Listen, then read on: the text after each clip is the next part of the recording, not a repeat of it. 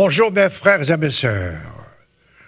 Vous sentez-vous proche de Dieu? Sinon, pourquoi pas? Et que faites-vous pour vous rapprocher de lui? Certes, il y a des jours où nous nous sentons plus proches de notre Créateur, tandis que d'autres jours, nous nous demandons où est Dieu? Pourquoi ne répond-il pas à nos prières? Pourquoi ne nous donne pas le courage dont nous avons besoin? Ces questions sont importantes, elles nécessitent des réponses vraies, des réponses qui sont véritables, des réponses qui viennent de lui. En premier lieu, croyez-vous en Dieu, en ses promesses, respectez-vous les lois qu'il vous a ordonnées dans la Bible. Beaucoup de chrétiens croient en Dieu, à leur façon. Qu'en est-il de vous? Croyez-vous en Dieu à votre façon? Et voyez-vous, êtes-vous convaincu que la Bible représente sa parole et que la Bible a été inspirée de lui à tout point de vue? Ces questions sont importantes, je le répète, et nous devons nous chercher les réponses. Et une fois que nous les avons trouvées, ces réponses, il faut que nous puissions, nous, en tant que chrétiens, les respecter. Une chose est certaine, il n'y a pas de division entre le Nouveau Testament et l'Ancien. Certes, le Nouveau Testament et l'Ancien parlent de deux créateurs, mais il s'agit du même créateur. L'Ancien Testament parle du Seigneur, tandis que le Nouveau Testament parle du Christ. Mais ce sont les mêmes individus. Ils représentent notre Créateur suprême. Il s'agit, je répète, du même être divin. Alors, maintenant que vous connaissez, vous comprenez, vous savez cette vérité élémentaire, je vous pose la question. Savez-vous que le Christ est venu pour payer l'amende de nos péchés? Certes, vous devez savoir, puisque je répète dans chaque sermon que je fais. Et que le Christ veut qu'un jour nous puissions être dans son royaume. Là encore, vous devez le savoir, car je dis cela dans tous mes sermons, pour ainsi dire. Nous devons mettre la parole divine en pratique.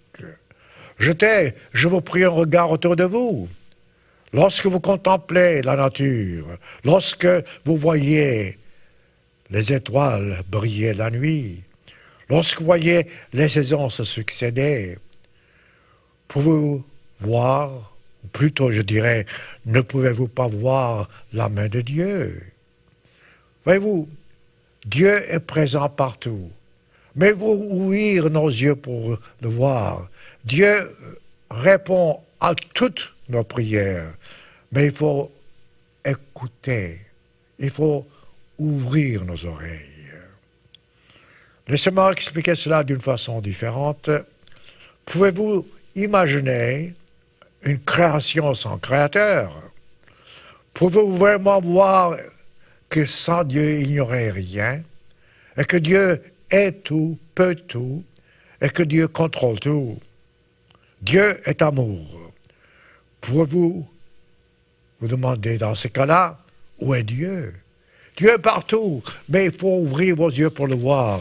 Il faut ouvrir vos yeux pour le contempler et pour savoir que Dieu ne change pas. Dieu est éternel. Et tout d'abord, Dieu, dira-t-on, est-il conscient de nos souffrances? La réponse est affirmative. Dieu sait pourquoi nous sommes. Certes, il le sait, puisqu'il nous a créés. Donc ces questions sont importantes, et ces questions doivent être dans notre esprit majeures, dans ce sens que nous devons chercher toujours leur réponse. Beaucoup de gens se demandent si Dieu a la même forme que les êtres humains, s'il a les mêmes sentiments que nous autres humains avons. Une fois encore, la réponse se trouve dans la Bible. Cherchez dans la Bible la réponse à ces questions. Une chose est certaine, si vous cherchez Dieu, vous le trouverez. C'est cette promesse qu'il fait à travers la Bible. Si vous me cherchez, dit-il, vous me trouverez. Ça, c'est absolument vrai. Alors, je répète, cherchez Dieu. Cherchez Dieu partout autour de vous. Non pas dans la façon humaine de chercher, mais dans la façon divine de chercher. C'est-à-dire lire la Bible, étudier la Bible, croire à la Bible et mettre en pratique ce qu'il dit.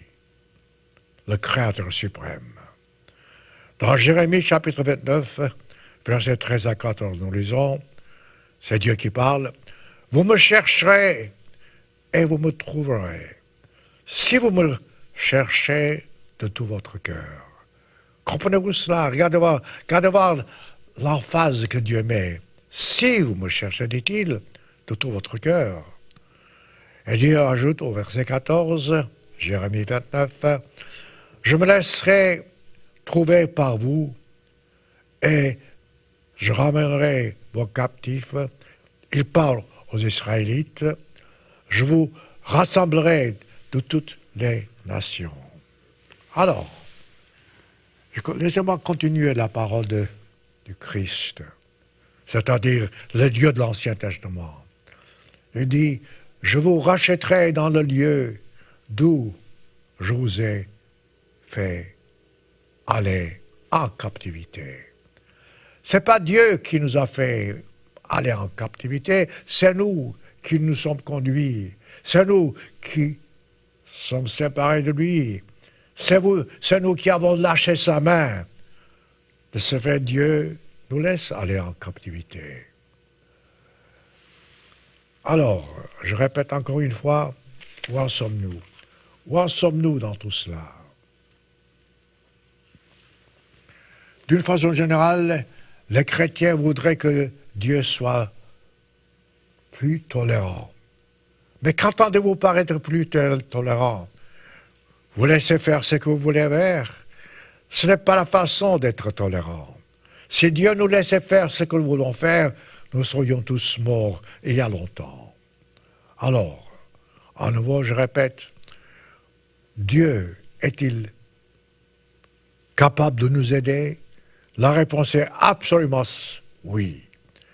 Dans Deutéronome chapitre 4, verset 29, nous lisons, « C'est de là aussi que tu chercheras l'Éternel. » Voyez-vous, c'est toujours le même thème, l'Éternel ton Dieu, et que tu le trouveras si tu le cherches de tout ton cœur, de toute ton âme. Voici les conditions.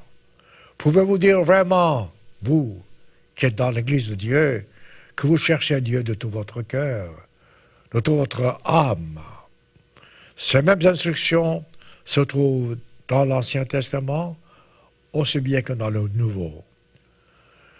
Les apôtres du Christ ont cherché Dieu à travers leurs souffrances. Ils l'ont cherché à travers leurs persécutions. Le Christ est venu nous révéler qui est Dieu, Dieu le Père, et la raison pour laquelle nous avons été créés, et ce que Dieu nous demande dans notre vie. Nos ancêtres n'ont pas voulu entendre ce que Dieu leur disait. Ils sont allés après d'autres dieux. Ils sont approchés des dieux païens. Ils ont laissé tomber ce que Dieu disait. Lorsqu'ils étaient prisonniers en Égypte, ils ont crié vers lui. Et que s'est-il passé? Dieu a entendu leurs prières, les a délivrés. Mais sitôt après, ils ont à nouveau abandonné Dieu. Ils se sont détournés de lui. Tout au long de leur exode, ils se sont plaints en disant « Où est Dieu ?» Mais Dieu est toujours là, Dieu ne change pas. C'est nous qui changeons de position. C'est nous qui changeons de direction. C'est nous qui nous que nous nous éloignons de lui. Lorsque vous dites pourquoi Dieu ne répond-il à mes prières, c'est que vous n'avez pas les yeux ouverts, c'est que vous n'avez pas les oreilles ouvertes, c'est que vous ne voulez pas écouter Dieu.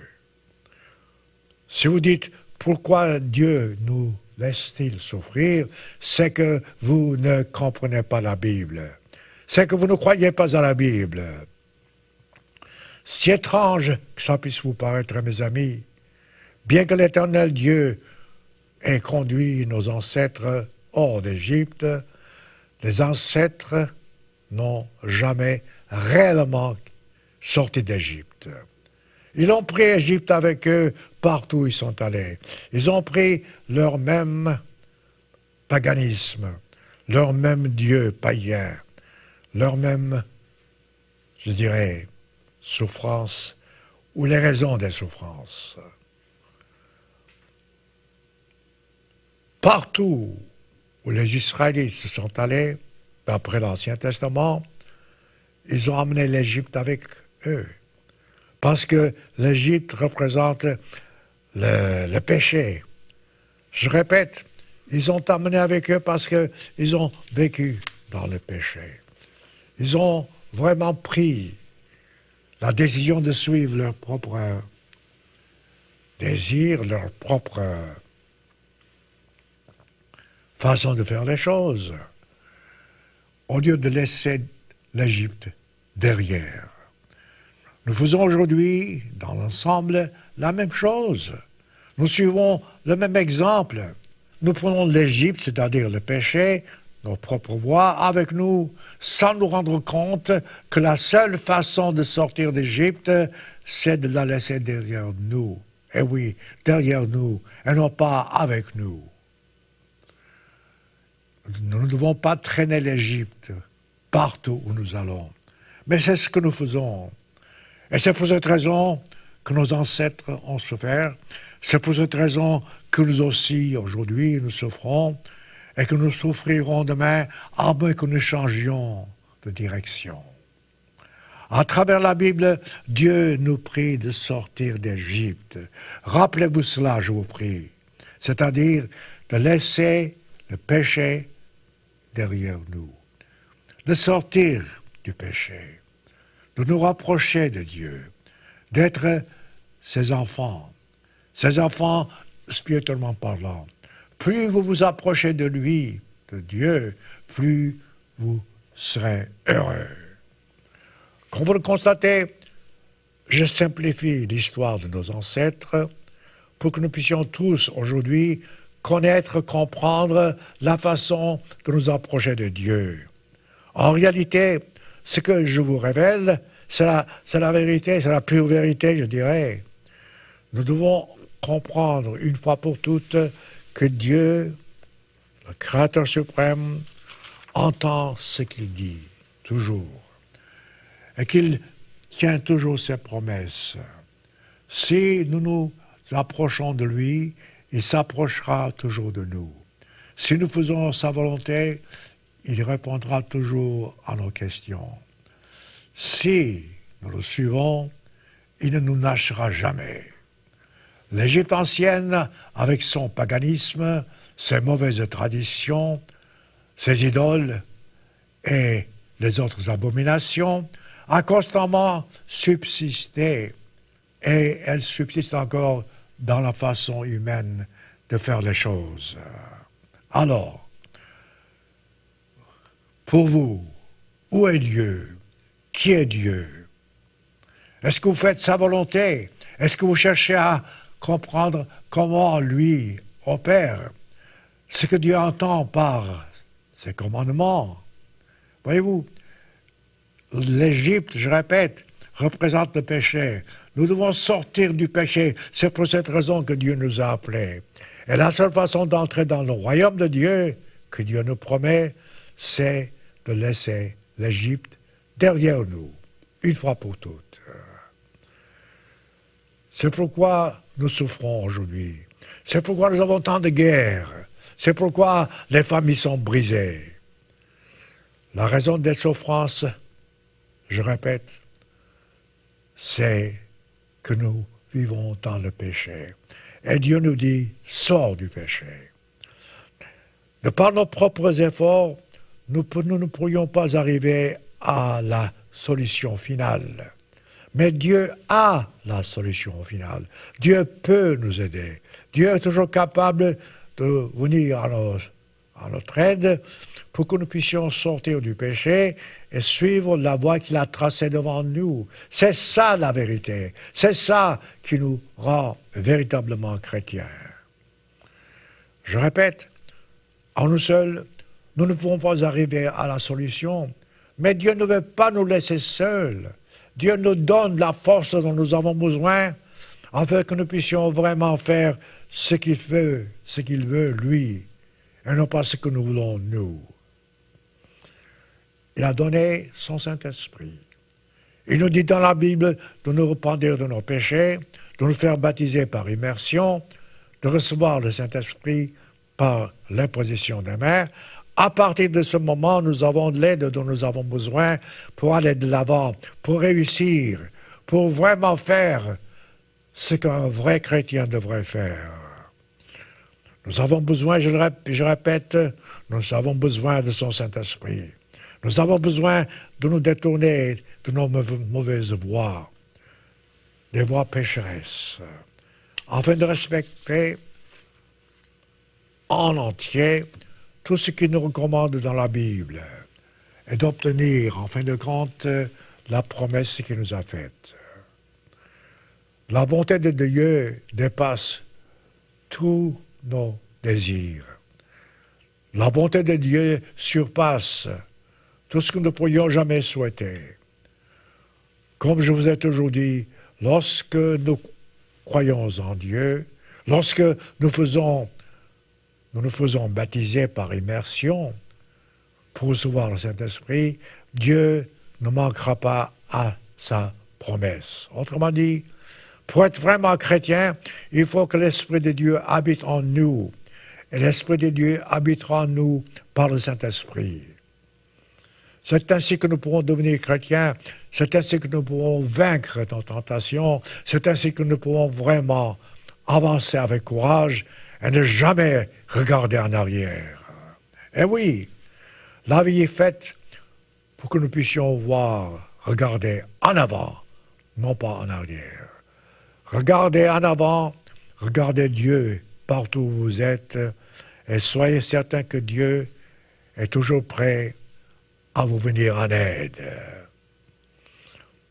C'est pourquoi nous lisons dans 2 Chroniques, chapitre 15, verset 2, Azalia alla au-devant d'Asa et lui dit, « Écoutez-moi, et tout Juda et Benjamin, l'Éternel est avec vous. » Regardez voir ça.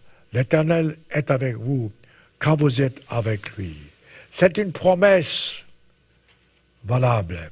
C'est une promesse que Dieu tiendra toujours. Notez-le. L'Éternel est avec vous quand vous êtes avec lui. Si vous le cherchez, vous le trouverez. Mais si vous l'abandonnez, il vous abandonnera aussi. Ces paroles sont fortes, mes frères.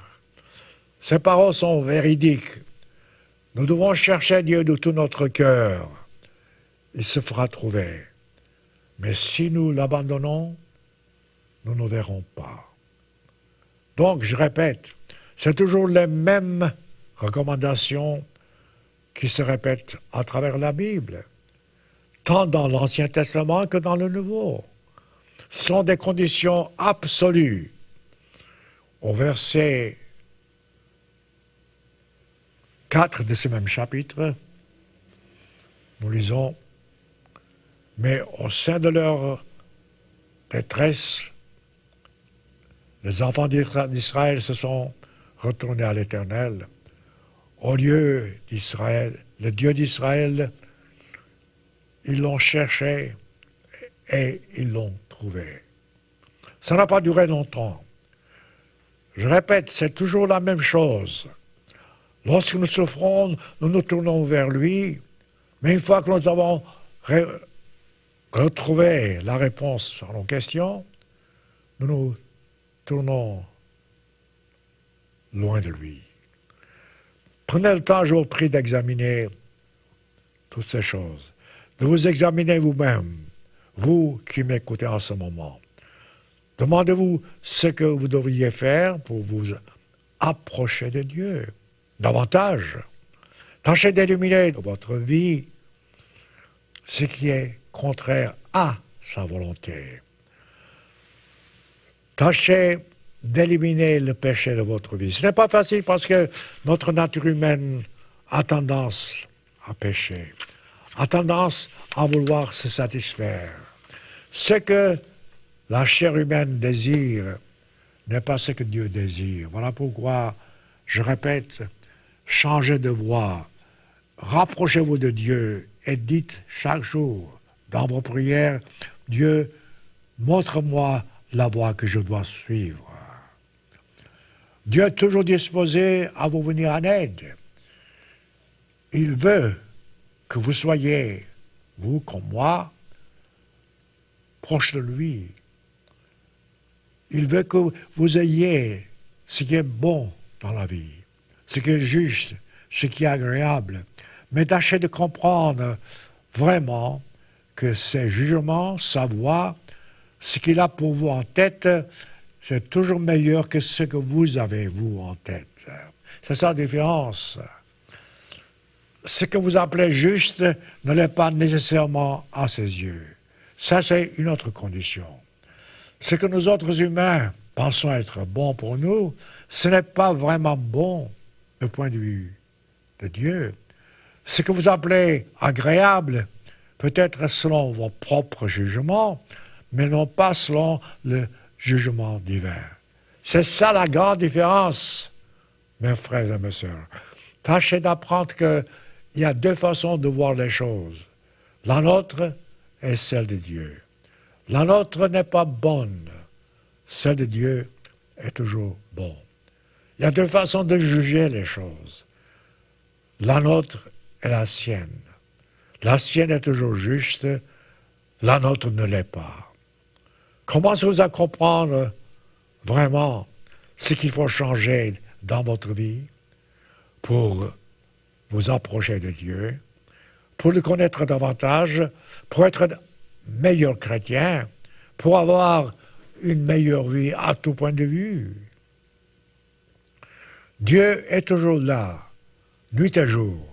Dieu répond toujours à vos questions, quelles qu'elles soient, à condition que vos questions soient honnêtes, soient conformes à sa volonté. Je répète, Dieu veut que vous le trouviez, et si vous le cherchez de tout votre cœur, comme la Bible dit, vous le trouverez. La réponse est toujours évidente. La réponse est toujours la même. Débarrassez-vous de tout ce qui est mal, de tout ce qui est désagréable aux yeux de Dieu, de tout ce qui est mauvais à ses yeux, de tout ce qui est contraire à ses commandements, et vous verrez comment votre vie changera. Que vos prières soient des prières d'honnêteté. Que vos prières soient des prières faites selon ses commandements. Autrement dit, ce qui vous sépare de Dieu, c'est le péché. Le péché de toutes ses formes. Humainement parlant, nous cherchons à être heureux à notre façon. Et nous ne le sommes pas, nous ne pouvons pas l'être. Nous voulons avoir ce que notre nature désire, mais ce que la nature humaine, physique, désire, n'est pas toujours bon pour nous. Ce n'est pas ainsi que nous pourrions vraiment nous approcher de Dieu ou obtenir le véritable bonheur. Non, pas du tout. Dieu nous ordonne de nous débarrasser de tout ce qui nous sépare de lui, c'est-à-dire du péché, de tout ce qui nuit à notre prochain. Ne prétendez pas, en vous trompant vous-même, que que vous ne connaissez pas sa volonté, car sa volonté se trouve clairement exposée dans la Bible, dans l'Ancien Testament aussi bien que dans le Nouveau, dans l'Apocalypse aussi bien que dans la Genèse. Autrement dit, chaque page dans la Bible vous permet de comprendre la volonté de Dieu. Il faut croire, il faut étudier, il faut vraiment accepter tout ce que Dieu dit sans questionner, sans faire des compromis, sans vous dire « ça c'est passé, ça c'est l'Ancien Testament ». Comme le Christ a dit, la parole divine, c'est-à-dire la Bible, constitue la vérité. Je répète, la Bible, la parole divine, constitue la vérité. Voilà la vérité. Une fois que vous acceptez cette vérité indispensable, vous pouvez savoir que tout ce qui se passe en ce monde et qui contribue au malheur humain, c'est ce que l'homme fait. C'est ce que l'homme désire. C'est ce que l'homme voudrait que Dieu fasse, alors que ce n'est pas la façon d'arriver au but. Comme le Christ a dit, la parole divine constitue la vérité. Et le Saint-Esprit que Dieu nous donne nous permet de comprendre cette parole de Dieu et la mettre en pratique. Notez ce que le prophète Ésaïe a écrit, et je cite maintenant Ésaïe chapitre 59, versets 1 à 2. Ésaïe 59, versets 1 à 2. La main de l'Éternel n'est pas trop courte pour le sauver. C'est une déclaration là, comme vous voyez, absolue. La main de l'Éternel n'est pas trop courte pour le sauver. Non. Ni son oreille trop dure pour entendre. Regardez voir cette promesse. La main de Dieu n'est pas trop courte pour sauver. Son oreille non dure pour entendre. Alors qu'est-ce qui se passe? Ce sont vos crimes qui mettent une séparation entre Dieu et vous. Ce sont vos péchés qui vous cachent sa face et vous empêchent de l'écouter. Comprenez-vous cela? Voilà la vérité, la pure vérité. La plupart des hommes qui souffrent, qui sont malheureux, demandent de nuit et jour, où est Dieu? Pourquoi Dieu ne fait-il pas quelque chose pour changer le visage de ce monde?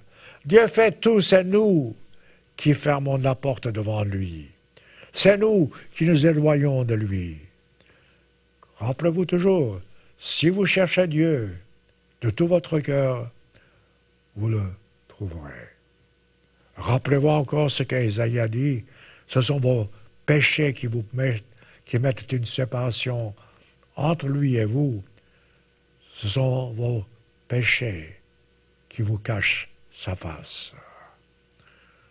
Nous qui sommes membres de l'Église de Dieu, de la véritable Église, parce qu'il y a pas mal d'églises aujourd'hui de par le monde, nous devons vivre de toute parole qui sort de la bouche de Dieu. C'est ce que le Christ a dit.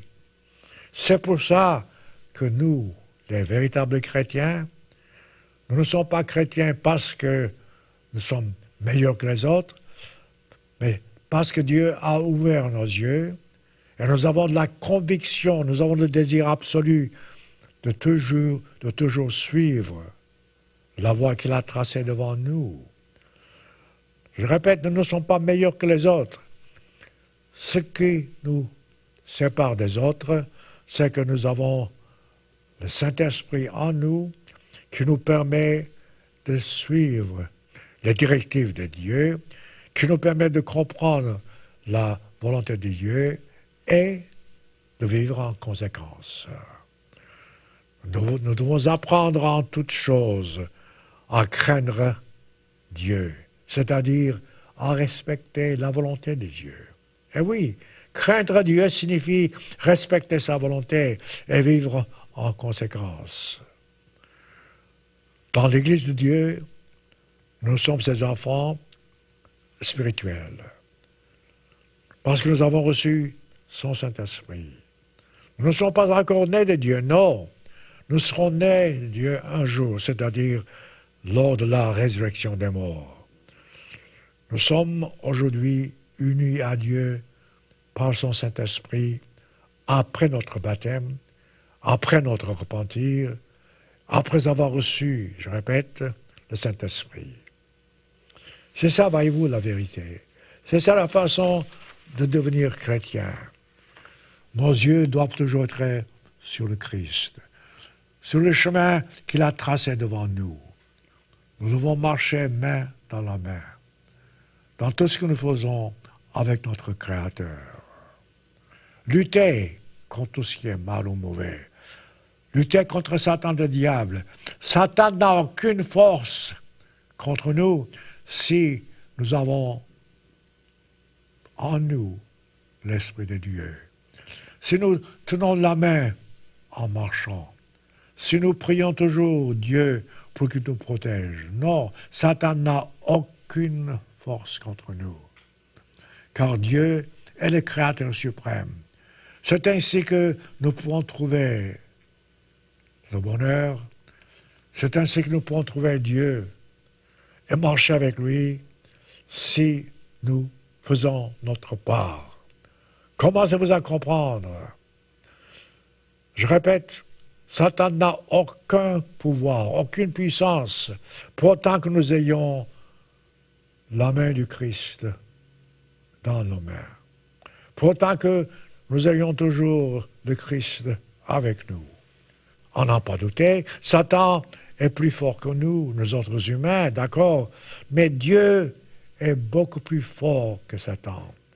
Satan n'a aucune force vis-à-vis du Christ. Commencez-vous à comprendre. Nous savons que Satan fait tout ce qu'il peut par la permission divine. Et il fera tout pour nous éloigner de Dieu. Mais nous ne devons pas nous laisser éloigner de Dieu. Non, parce que Dieu est avec nous, Dieu veut que nous puissions réussir. Dieu est juste. Ses jugements sont justes. Son désir pour nous plutôt, pour que nous puissions arriver au bonheur, est réel. Ce sont du reste par des promesses mensongères que Satan le diable est arrivé à tromper l'homme. Ne croyez pas à Satan. Ne croyez pas à ses mensonges. Croyez à ce que Dieu déclare dans la Bible. Croyez que Dieu est venu mourir pour nous et que sa mort ne sera pas vaine si nous pouvons, nous, avoir les yeux sur le Christ et faire toujours sa volonté. Je répète, si aujourd'hui ce monde est plein de souffrances parce que les hommes laissent Satan dominer, se dominer par Satan le diable. Et ce qui est encore pire, c'est que les jours qui viennent, les jours qui sont devant nous sont pires. Nous savons du reste, en étudiant la Bible, que les jours de détresse sont devant nous, et qu'un de ces jours, nous verrons le Christ venir pour mettre fin à cette souffrance humaine. L'humanité n'est pas capable de se défendre elle-même, à moins que Dieu la défende. Et Dieu veut nous défendre, je répète. Dieu veut que nous puissions arriver au but. Dieu ne veut pas qu'aucun homme souffre. Rappelez-vous que tout ce qui est mal ou mauvais en ce bas monde est le résultat du péché et que Satan veut faire tout ce qu'il peut, tout ce qu'il est capable de faire pour mettre l'accent sur le péché en nous faisant croire que le péché est agréable. Non, le péché n'est pas agréable. Le péché paraît agréable, mais la fin, c'est la mort. Éventuellement, la mort éternelle. Satan a des désirs qui sont contraires à ceux de l'éternel Dieu. Dieu construit, Satan détruit. Dieu veut que nous soyons sauvés. Satan veut que nous soyons perdus. Dieu vous montre ce qui est bon, ce qui est juste, ce qui contribue au véritable bonheur. Satan voudrait que vous puissiez, vous, suivre le chemin qu'il a lui-même suivi et souffrir comme il souffre et perdre ce qu'il avait dès le commencement. L'obéissance au commandement divin nous mène vers le salut. Je répète, mes frères et mes sœurs, prenez la voie difficile, humainement parlant. Allez ce qui est contre la nature humaine. Vous serez en fin de compte victorieux. Personne ne peut vous éloigner de Dieu si vous êtes proche de Dieu. Personne ne peut vous séparer de Dieu si vous tenez à être véritablement chrétien. Vous savez, je sais, j'ai vécu pas mal d'années, j'ai vu des gens souffrir, j'ai vu des gens dire sans cesse, où est Dieu? Pourquoi ne nous écoute-t-il pas lorsque nous prions? Cette question n'est pas juste. Dieu écoute chaque prière. Dieu est toujours là. Dieu veut nous sauver. Mais lorsque nous nous laissons aller à nos sentiments humains, lorsque nous faisons ce qui nous semble juste à nos yeux, lorsque nous transgressons ces lois, alors automatiquement, nous prenons la voie de la souffrance. Je répète à nouveau, commencez-vous à comprendre. Mes frères et mes sœurs, nous qui sommes dans l'Église, nous devons savoir ces choses, comprendre ces choses, vivre en conséquence. Nous ne le faisons pas toujours. Pourquoi? Parce que nous nous laissons emporter par ce qui est autour de nous.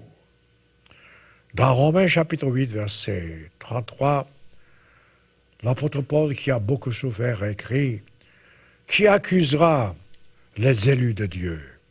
Les élus de Dieu sont ceux qui sont membres de l'Église, de la véritable Église de Dieu. C'est Dieu qui justifie, ajoute l'apôtre Paul. Et oui, voyez-vous, ce sont des paroles véridiques. Les élus sont ceux, je répète, que Dieu a appelés hors d'Égypte et qui suivent la voie divine, qui est tracée dans la Bible. Nous qui avons été appelés à croître dans la grâce et la connaissance, nous devons comprendre que tout ce que Dieu dit, tout ce que Dieu veut, tout ce que Dieu ordonne, c'est pour notre bien. Humainement parlant, nous ne sommes pas meilleurs que les autres humains. Non, pas du tout. Nous ne sommes pas meilleurs, je répète, que les autres êtres humains, pas du tout. La seule différence, c'est que nous sommes disposés à faire ce que Dieu nous dit. Nous voulons absolument être chrétiens parce que nous sommes déterminés à obéir à Dieu, quel que soit le prix à payer. La grande différence entre les autres et nous, je répète, c'est que lorsque Dieu nous a appelés pour être membres de son Église, nous avons répondu à son appel pour recevoir son Saint-Esprit, pour devenir ainsi véritablement chrétiens. Nous avons changé de direction. Et oui, il faut changer de direction. Lorsque vous voyez humainement parlant quelque chose de bon qui ne serait pas bon pour nous, la nature humaine voudrait l'avoir, tandis que Dieu nous dit non, détourne-toi de cette chose. C'est ça la différence. Mais si vous faites ce que Dieu vous dit, dès que vous choisissez la voie divine, dès ce moment-là, vous êtes sur la voie du salut. Dieu veut, je répète, que vous puissiez vraiment réussir. Réussir à sa façon et non pas d'après la vôtre. Faire ce qui est bon pour nous et non pas ce que vous pensez être bon pour vous. C'est cette différence, je le répète, que la nature humaine ne peut pas comprendre sans l'aide du Saint-Esprit. Les vrais chrétiens sont ceux qui sont appelés, je le répète, et qui répondent à l'appel divin, et qui reçoivent le Saint-Esprit, et qui croissent dans la grâce et la connaissance. Alors, posez-vous la question, êtes-vous vraiment chrétien? Vous êtes-vous baptisé? Vous êtes-vous repenti de vos péchés? Avez-vous pris la décision de suivre la voie que le Christ a tracée devant vous. Si tel est le cas, vous n'avez pas raison de souffrir. Ne vous détournez jamais de Dieu, ne doutez jamais de lui. Vous savez que Dieu est avec vous et que Dieu vous protégera et que pendant les jours qui viennent et qui sont mauvais, vous serez toujours protégés. Voilà pourquoi, je répète, vous devez être courageux, restez courageux, demeurez courageux et ne jamais vous détourner de Dieu.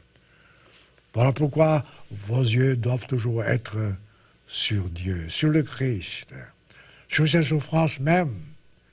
Une fois que vous comprenez cette simple vérité, simple pour ainsi dire, vous comprendrez pourquoi l'apôtre Paul, qui a tellement souffert, a écrit, et je cite maintenant son épître aux Romains, chapitre 8, versets 35 à 39.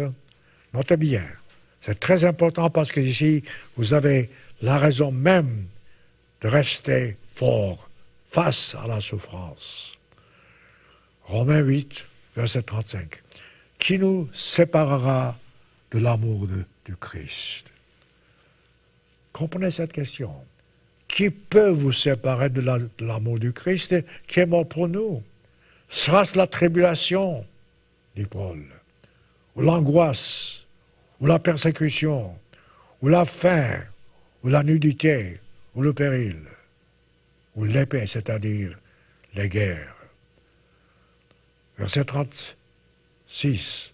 Selon ce qui est écrit, c'est à cause de toi qu'on nous met à mort tous les jours. Autrement dit, si vous êtes chrétien, vous serez persécuté. Mais Paul ajoute qu'on nous regarde comme des brebis destinées à la boucherie. C'est ce que nous sommes en tant que chrétiens. Nous sommes destinés, en ce qui concerne le monde, à la mort. Nous sommes des brebis destinées à la boucherie. Mais Paul ajoute au verset 37, « Mais dans toutes ces choses, nous sommes plus que vainqueurs. » Ah, c'est ça qui compte, la fin. Plus que vainqueurs, comment? Par celui qui nous a aimés, c'est-à-dire par le Christ. Voici la vérité. C'est ça, voyez-vous, je répète, qui fait la différence entre le véritable chrétien et ceux qui sont chrétiens de par leur parole seulement. Et comment? Verset 38. « Car j'ai l'assurance, ajoute l'apôtre Paul, que ni la mort, ni la vie, ni les anges, ni les dominations, ni les choses présentes, ni les choses à venir, ni la puissance, ni la hauteur, ni la profondeur, autrement dit, tout ce que vous pouvez nommer, ni aucune créature ne pourra jamais nous séparer de l'amour de Dieu. » Regardez ça, regardez cette force. Mais, manifesté en Jésus-Christ, c'est-à-dire l'amour de Dieu, notre Seigneur. Si vous avez de l'amour de Dieu en vous, par le Saint-Esprit, si vous avez la main du Christ dans votre main, si vous marchez avec lui, vous n'avez aucune raison de douter, aucune raison de souffrir véritablement. Certes, vous serez persécutés, certes, vous aurez des jours difficiles, mais tout ça, c'est temporaire. C'est l'espace d'un matin, comme la Bible dit. En toute chose, mes amis, en toute occasion, nous devons contrôler nos émotions, nous devons lutter par l'aide du Saint-Esprit, nous devons faire ce que Dieu dit, quels que soient nos propres sentiments. Commencez-vous à comprendre? Nous devons repousser les tentations auxquelles Satan le diable nous expose chaque jour. Satan ne se relâchera pas. Nous-mêmes, nous ne devons jamais nous relâcher. Satan n'abandonnera pas. Nous-mêmes, nous ne devons jamais abandonner. Satan voudra continuer à nous persécuter. Nous devons continuer à tenir la main du Christ et à marcher avec lui. Nous sommes, je répète, les enfants du Christ. Nous ne devons jamais abandonner sa main, jamais abandonner la voie qu'il a tracée devant nous. Le but de Satan est de nous détruire, tandis que le but du Christ, c'est de nous mener vers la vie éternelle. Quelle différence, n'est-ce pas? Alors maintenant, comparez vos souffrances à la vie éternelle. Comparez ces quelques jours de malheur sur cette terre aux jours éternellement joyeux dans la vie éternelle. Y a-t-il vraiment une comparaison? Sachez que Satan n'a aucune force, aucun pouvoir de par lui-même pour être vainqueur. Le pouvoir qu'il possède, la force qu'il a, c'est le pouvoir et la force que le Christ lui accorde. Et ce n'est pas grand-chose. Si vous respectez la volonté divine, en toute occasion, si vous vivez de tous ses commandements, si vous cherchez Dieu de tout votre cœur, vous le trouverez. C'est cette promesse qui se trouve dans la Bible, à travers les pages. Et c'est ça le but de ce sermon ce matin, ou bien cet après-midi. C'est ça le but de mon sermon, de vous dire, approchez-vous toujours de Dieu, quelles que soient les circonstances. Ne craignez pas Satan le diable, bien qu'il ait aujourd'hui, dans votre vie, une grande influence. Mais là, Satan ne peut absolument rien faire contre vous, pas vous décourager, pas avoir sa façon de réussir, si vous faites, vous, de tout votre cœur, ce que Dieu vous commande de faire. Notez à ce propos ce que l'apôtre Paul, lui qui a beaucoup souffert, a écrit. C'est très important parce que Paul nous montre comment vraiment tenir bon. Éphésiens 4, versets 1 à 6. Paul écrit, « Je vous exhorte, moi, le prisonnier, car à l'époque, Paul était vraiment prisonnier dans le Seigneur, à marcher d'une manière digne de la vocation qui vous a été adressée. » Quelle est cette vocation? Cette vocation est la vôtre comme la mienne. Autrement dit, Dieu nous a appelés pour que nous puissions nous autres, nous, arriver au but. Dieu veut que nous arrivions, ayez ça en tête, je vous prie. Mais il faut marcher comme l'apôtre Paul dit, je répète, au verset 2, en toute humilité, en douceur, avec patience, vous supportant les uns les autres avec amour. Voilà. Est-ce que vous pouvez vous regarder autour de vous et supporter votre prochain, votre voisin, avec amour? Pouvez-vous lui parler avec amour? Pouvez-vous lui tolérer ses péchés contre vous? Pouvez-vous lui pardonner? Verset 3, Philippiens 4. Vous offrant de conserver l'unité de l'esprit par le lien de la paix. Je répète, je fais exprès parce que j'ai ralenti. Regardez, vous efforcez de conserver l'unité de l'esprit par le lien de la paix.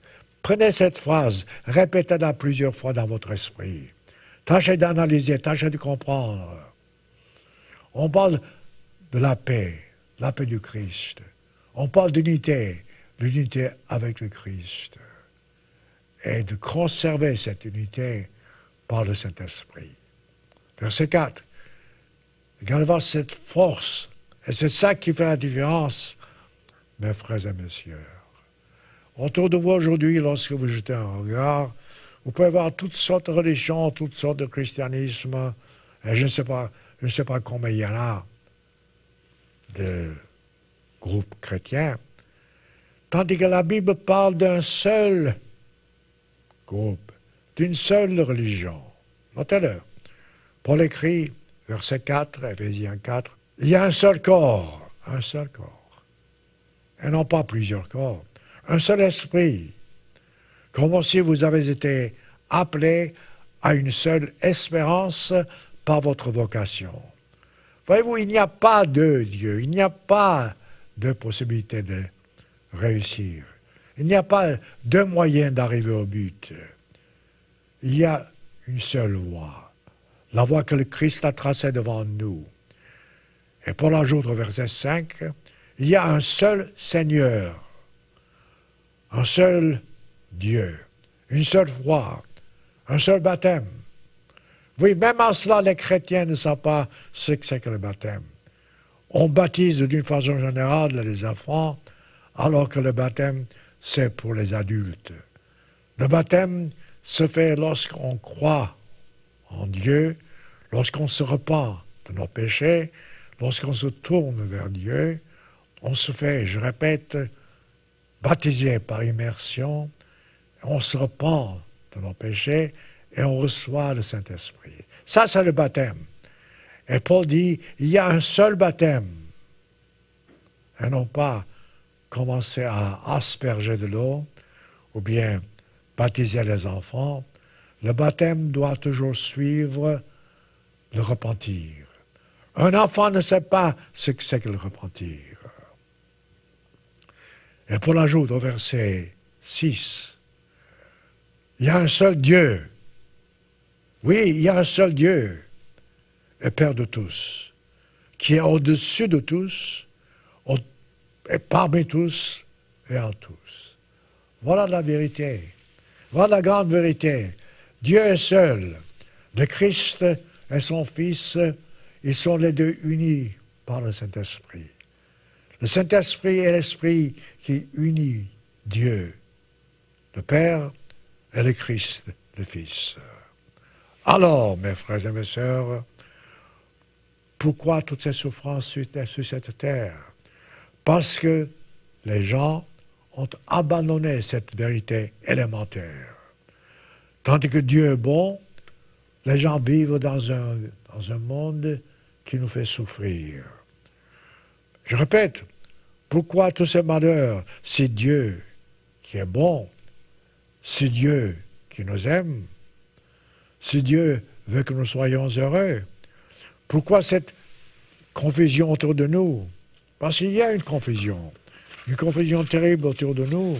Il y a toutes sortes de religions aujourd'hui, toutes sortes de croyances aujourd'hui. Il y a toutes sortes,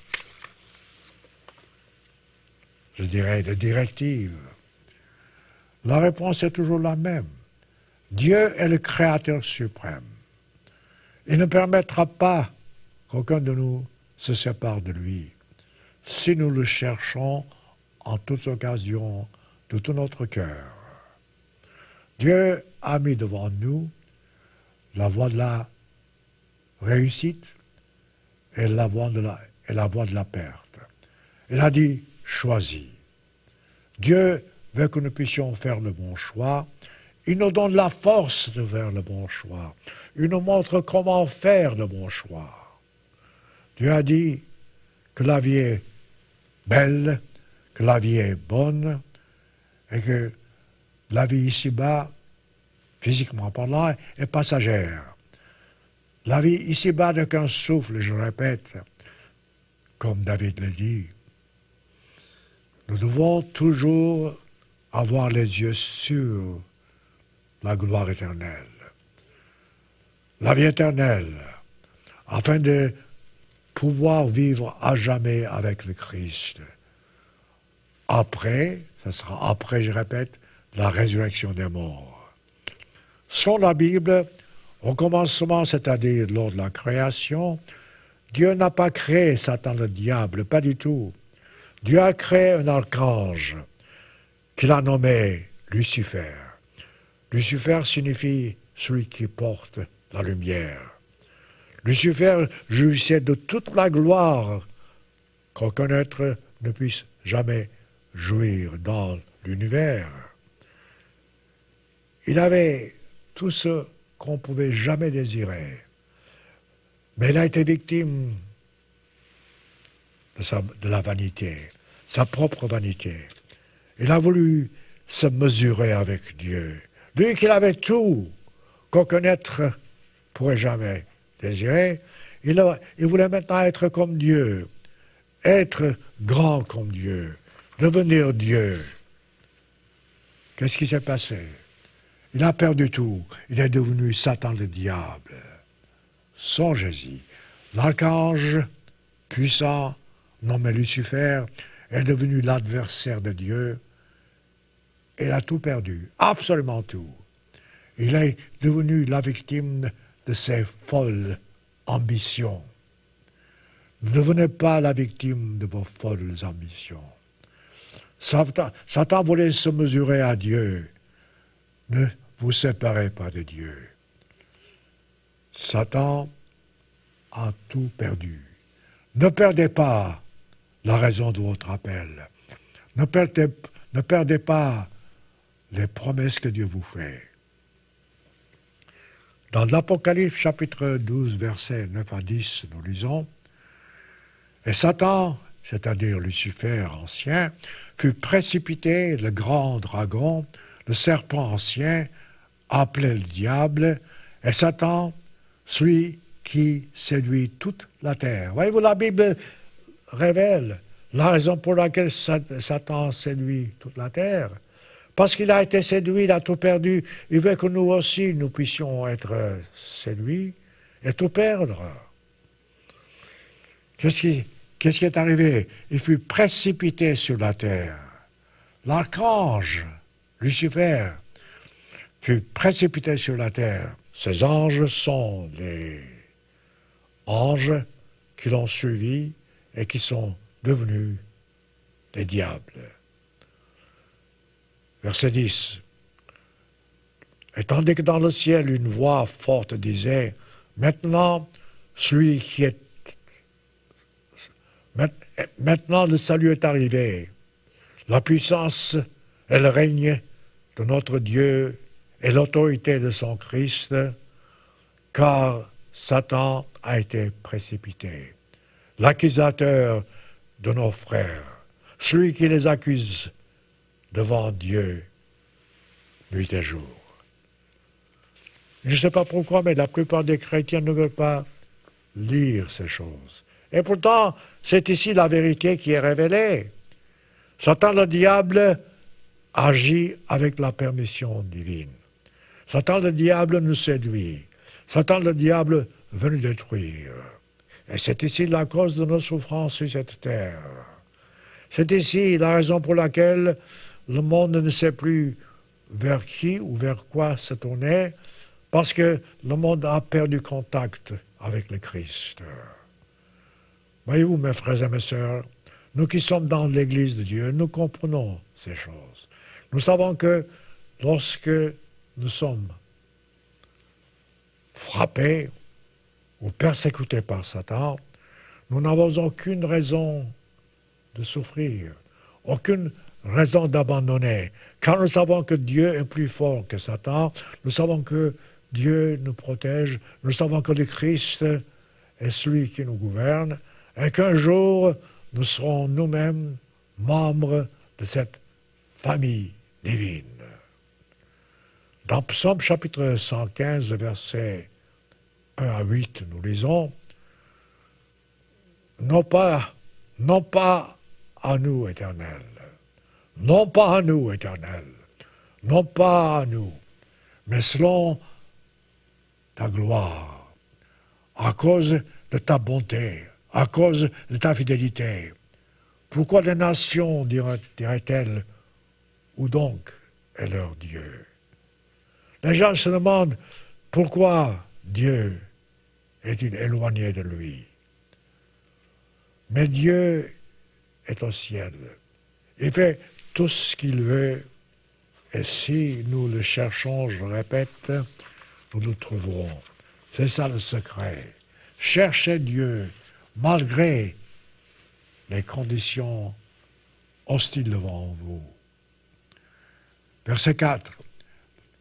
Leurs idoles sont de l'argent, c'est-à-dire les idoles, les démons, sont de l'argent, de l'or. Elles sont l'ouvrage de la main des hommes. Ces idoles ont une bouche, elles ne parlent pas. Et c'est vrai. Regardez voir autour de vous les idoles, les images.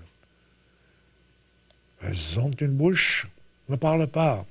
Elles ont des yeux, ne voient pas. Elles ont des oreilles, n'entendent pas. Elles ont un nez, ne sentent pas. C'est ça, le monde autour de vous. C'est ça, les païens, les dieux païens. Elles ont des mains et ne touchent point. Des pieds et ne marchent point. Elles ne produisent aucun son dans leur gosier. Il leur semble ceux qui les fabriquent. Voilà. Ce sont des fabrications humaines. Le véritable Dieu est le Créateur. Le véritable Dieu cherche en toutes occasions des moyens pour nous faire comprendre qu'il veut nous sauver. Autrement dit, dans ce chapitre que je viens de lire, Dieu nous montre la différence entre la puissance éternelle, la force éternelle, ainsi que la mort éternelle. Et maintenant, laissez-moi encore lire 1 Pierre, dans le Nouveau Testament, chapitre 5, versets 8 à 9. Regardez voir comment l'apôtre Pierre plutôt, nous parle. L'apôtre Pierre, qui était proche du Christ, qui a été toujours courageux, nous dit, 1 Pierre 5, 8 à 9, « Soyez sobres, veillez. » Voilà une mise en garde importante, veillez. Votre adversaire, le diable, rôde comme un lion rugissant, cherchant qui il dévorera.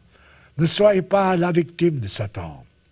Résistez-lui, verset 9, avec une foi ferme, sachant que les mêmes souffrances sont imposées à nos frères dans le monde. Voyez-vous, Dieu est celui qui nous protège. Nous avons des souffrances, certes. Tout le monde souffre à sa façon, mais laissez Dieu vous protéger. Laissez Dieu vous montrer le chemin. Le retour du Christ, mes amis, est proche. Beaucoup plus proche que vous ne pensez.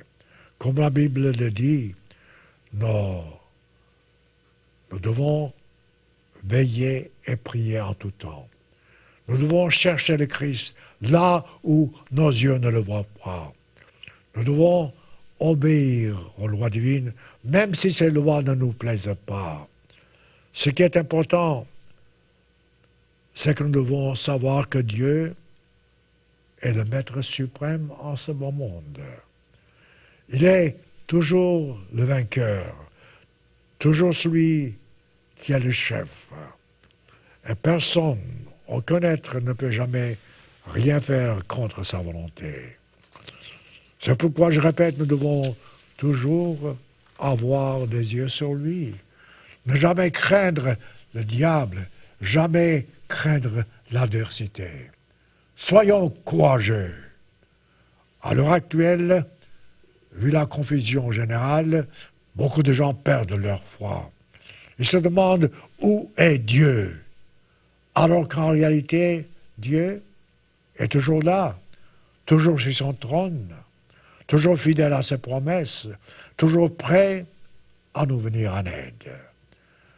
L'être humain a découvert beaucoup de choses, certes, mais n'a jamais inventé quoi que ce soit qui n'eût pas existé. Alors, regardez autour de vous et laissez-moi vous dire une fois pour toutes que Dieu veut que vous arriviez au but, quelles que soient les difficultés devant vous. Le Christ a dit dans Jean chapitre 14, verset 6, je cite, « Je suis le chemin ». C'est le Christ qui parle. « Je suis le chemin, Le chemin de quoi? Le chemin pour parvenir au but. Le chemin qui nous permet d'arriver au résultat. Et le Christ ajoute, je suis le bon berger. Le bon berger, voyez-vous, il parle du bon berger, donne sa vie pour ses brebis. Le Christ ne cherche pas à prendre quelque chose, mais à donner. Il donne sa vie. Il a donné sa vie. Il fera tout pour que nous puissions nous aussi arriver au but. Dans cette vie, alors que Satan le diable est encore le Dieu de ce siècle, avec la permission du Christ, certes, nous devons toujours garder la foi en Dieu, la foi en sa parole, la foi en ses promesses. Je sais par expérience qu'à mesure que les années passent, notre corps faiblit, certes, mais notre esprit ne doit pas faiblir, car l'esprit n'est pas tangible. L'esprit peut toujours rester fort. Voilà pourquoi je vous donne ce sermon, afin que vous puissiez vous aussi vous fortifier en Christ, afin que vous puissiez vous approcher de Dieu chaque jour davantage, chaque jour avec plus de foi, chaque jour avec plus de détermination. Mes frères et mes sœurs, ne perdez pas courage, au contraire, soyez forts, croyez en Dieu et faites ce qu'il vous recommande de faire pour votre bien, je dirais pour notre bien.